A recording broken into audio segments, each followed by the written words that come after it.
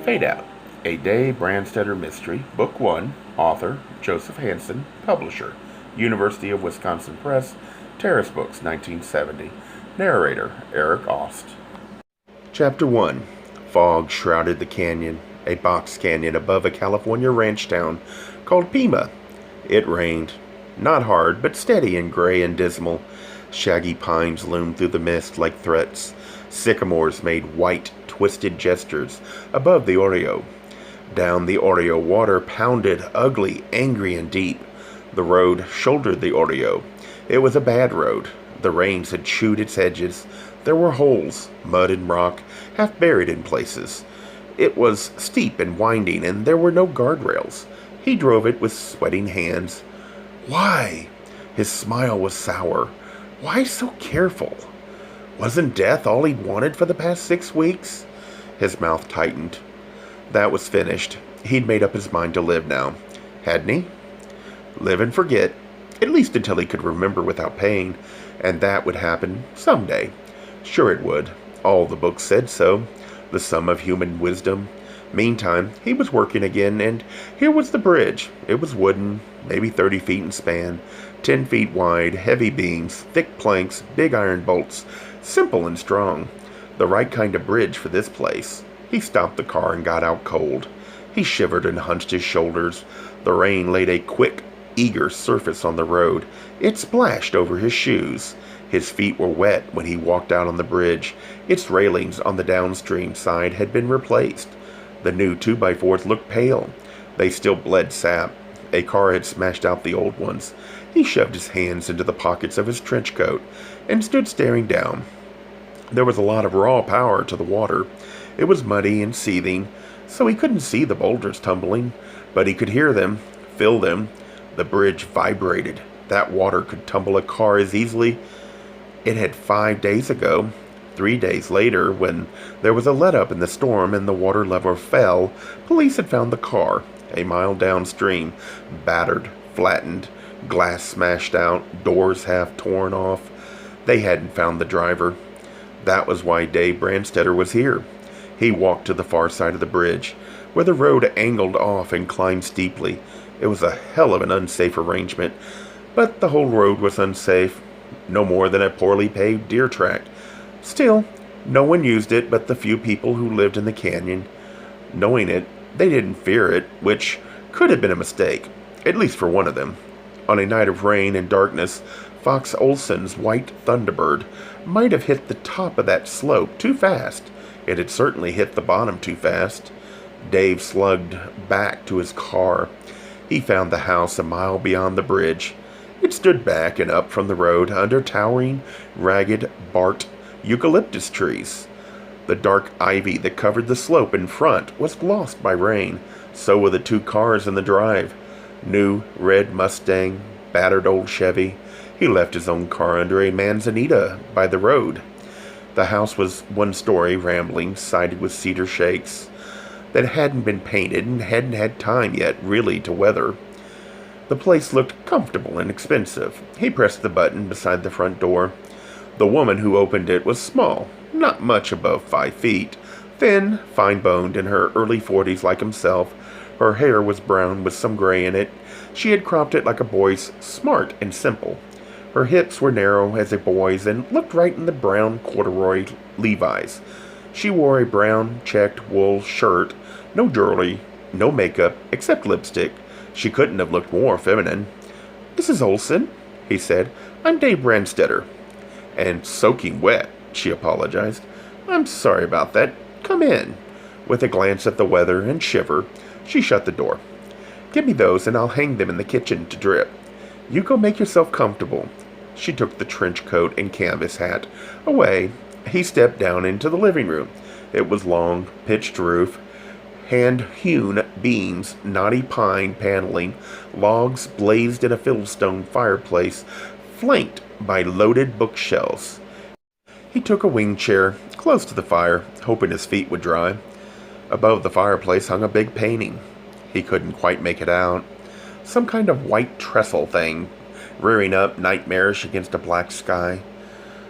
"What is it?" he asked her when she came in. Fox painted it, quite recently. It's very different from anything else he ever did. It's called The Shoot. He wouldn't tell me what it means. He just says it's a memory. A bottle of brandy warmed on the hearth, Christian Ruthers. She poured splashes from it into 2 small snifters, handed him one, and sat down across from him, feet tucked under her. On the coffee table between them, the mechanism of a lighter glinted in a burl of polished wood. When he set a cigarette in his mouth and reached for the lighter, she got it first and worked the flame for him. Automatically. Habit. Nothing meant, except evidently that she had lit her husband's cigarettes. Funny, she wasn't the type. Not mousy enough. Not mousy at all. Thank you, he said. She sat back and gave a little businesslike smile. Now, what's this all about, Mr. Brandstetter? Routine, he smiled back. You said that on the phone. What does it mean? That's my company. Every insurance company sends out investigators in cases like this. Like this? Where the policyholder's body can't be found. Can't be... She blinked. Oh, but it will be. I'm sure it will. When the storm's over. There was a lull in the storm day before yesterday, he said. They were able to find the car. And have you seen that car? She asked. Yes, this morning at the police garage. And you drove up here just now, which means you've seen the force of the water in the audio. Does it seem strange to you that Fox's body wasn't in that car? No, but it ought to have been in the audio. The ashtray was black, Mexican pottery. He put ashes into it carefully. 20 men searched for it. Police, sheriffs. They didn't find it. Mrs. Olson. I know, she said quietly. I was with them. But at the foot of the canyon is a storm drain that carries the audio water under the town to the river. A body reaching a storm drain, he said, would be caught in the gratings. A corner of her mouth tightened in a kind of smile. Have you been in that storm drain, Mr. Brandstetter? In it? He raised an eyebrow. No. Have you? Many times. I played there as a child. It was built when I was about 10. Before that, the audio itself cut right through Pima. Every time there was a storm like this, it nearly washed the town away.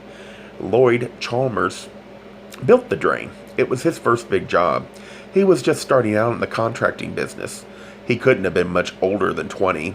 He's the mayor now in his 4th term. My husband is running against him. At least was. I know. The posters were pasted up all over Pima. Flaring reds and oranges, paper wrinkled in the rain. Chalmers' growth. Rugged, white-maned man. Olson, honesty. Laughing man with thinning blonde hair. I've seen the posters you were telling me about the storm drain. Well, we children used to play in it, as I say. It's huge and shadowy and cool. And of course, in summer, dry and completely safe. But there are no gratings. Mr. Brandstetter, it's simply a concrete tunnel.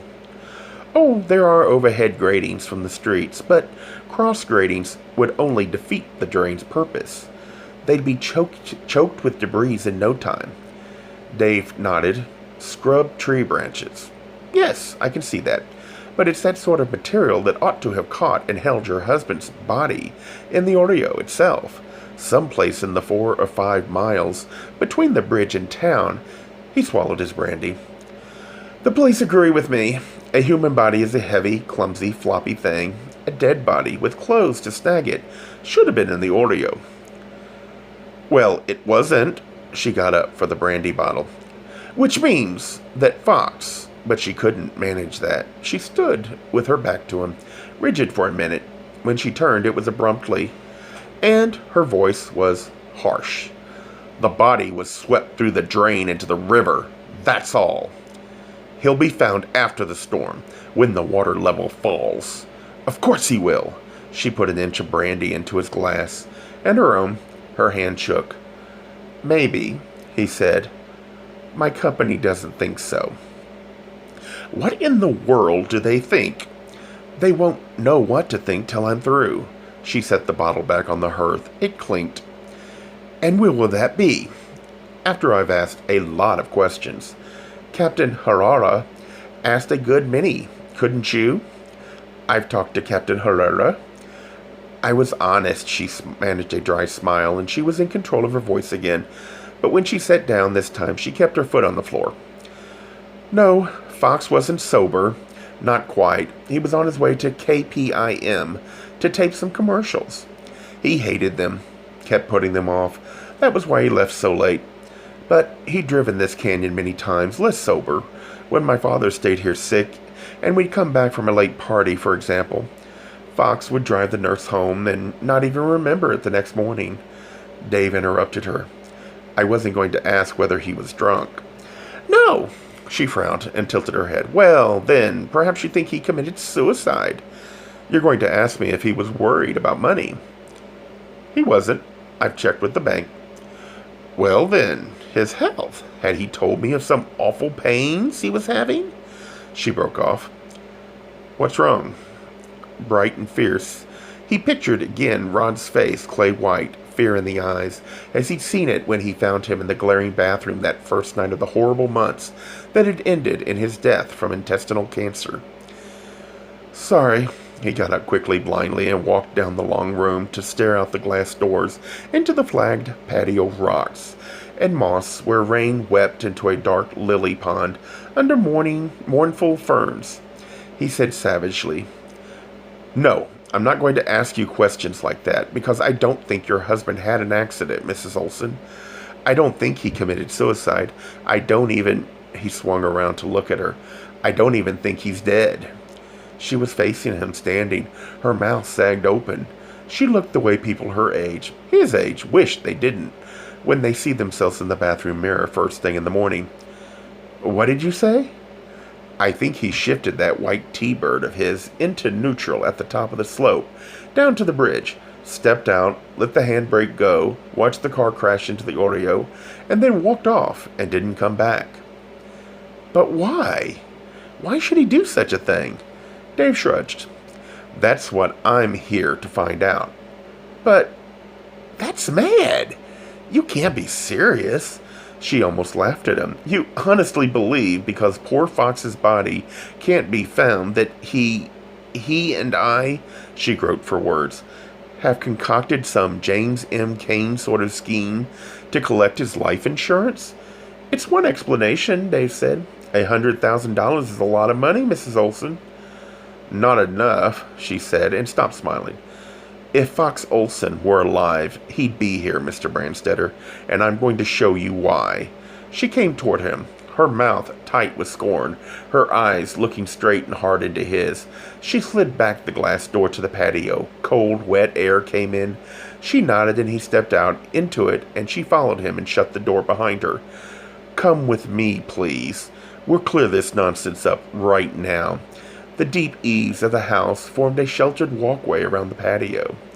Then they were in the rain, climbing flag steps between rock-walled flower beds under Japanese maples. Fallen leaves clung to his shoes, sheltered again this time by the overhang of a shake-sided cabana. They passed the swimming pool, rain whispering in it. At the far end of the pool, a tall hedge of bamboo partly hid a two-story double garage. They climbed its outside stairs. The door at the top wasn't locked. She swung it open. He heard Fox Olson's voice singing inside. A Gay Mysteries audiobooks. I think it is easy to hate a label, but a face humanizes the word. So this effort is twofold. To offer comfort to those like myself that your world didn't end because you don't fit into the view of acceptable society on both sides. And in hopes of helping those with family that are LGBTQ, that it doesn't mean we are aliens from the child they once knew. Reassure them so they can maybe be supportive at the same time, being true to their values.